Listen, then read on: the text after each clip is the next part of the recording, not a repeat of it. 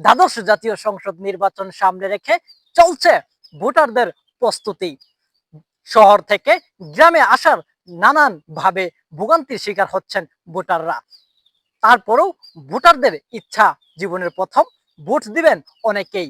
দীর্ঘ 17 বছর অনেকেই ভোট দিতে পারেননি, তাই এবার চলছে ভোটের লড়াইয়ের বিভিন্ন আমেজ।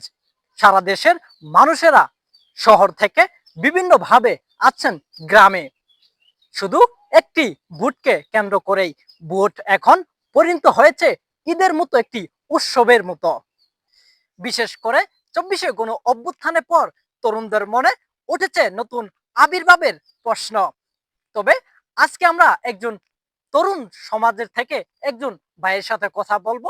তরুণ সমাজরা আসলে কেমন সরকার চাচ্ছেন, তাদের আকাঙ্ক্ষা কি, কেমন সরকার হলে দেশের জন্য উপকার হবে, দেশ ও মানবতার কল্যাণে আসলে কেমন কেমন সরকার তারা প্রত্যাশা করছে।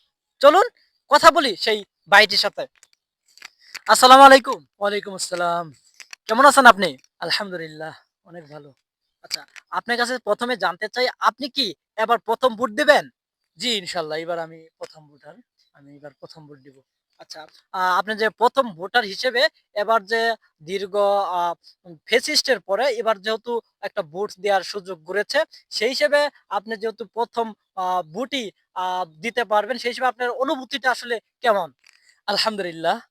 আসলেও এটা আমি ভাষায় প্রকাশ করতে পারব না। আমি একজন নতুন ভোটার হিসেবে আমি অনেক খুশি আ যে আমি এই সুস্থ নির্বাচন হবে। তো সেই আশায় আমি অনেক খুশি। আমি ভোট দিতে পারব। আসলে আমি আরেকটি বিষয় আপনার কাছে জানতে চাই। একজন নতুন তরুণ ভোটার হিসেবে আসলে আপনি আ কেমন প্রত্যাশা করেন দেশের সরকার আসলে কেমন হওয়া উচিত? কেমনটা প্রত্যাশা করছেন? ২৪শে জুলাই অভ্যুত্থানের পরে আসলে কেমন সরকার হলে দেশ ও জাতির জন্য কল্যাণমূলক হবে? আপনি কেমনটা মনে করেন? আসলেও এটা যদি আমি বলতে চাই তাহলে আমরা তো দেখেছি আ আ ২০০৮ থেকে ২০২৪ পর্যন্ত যে আমরা যে ফ্যাসিস্ট সরকারকে দেখেছি, আ যে নির্যাতন নিপীড়ন আমরা সহ্য করেছি। তো আমরা চাচ্ছি না যে নতুন করে আর কোনো ফ্যাসিস্ট আ সুযোগ পাক।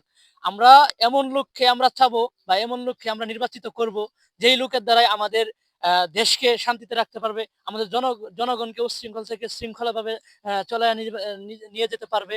তারপরে পাশাপাশি আমি যুব সমাজকেও ধন্যবাদ জানাই।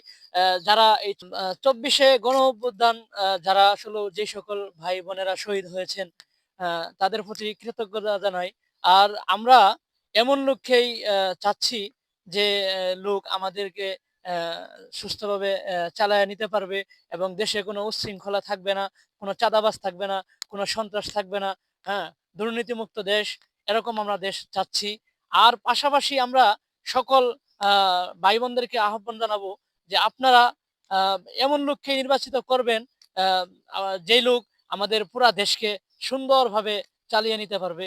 এই প্রত্যাশায় আমি সম্মানিত দর্শক, আপনারা শুনলেন আসলে একজন তরুণ ভোটার হিসেবে তার যে আশা আকাঙ্ক্ষা রয়েছে, সেই তার আশা আকাঙ্ক্ষা তিনি ব্যক্ত করলেন আপনাদের উদ্দেশ্যে। আসলে প্রত্যেকটা যুব সমাজেরই এরকম একটি আশা রয়েছে, যারা ২৪শে গণ অভ্যুত্থানের পরে একটি সুন্দর রাষ্ট্র তারা বিনির্মাণ করতে চায়। সেই প্রত্যাশাই আসলে প্রত্যেকটা দেশের মানুষ করছে। এরকম আসলে আমরা সবাই মিলে আসলে এরকম একটি রাষ্ট্র গড়ে তুলতে চাই, যেখানে চাঁদাবাজ, সন্ত্রাস মুক্ত হবে।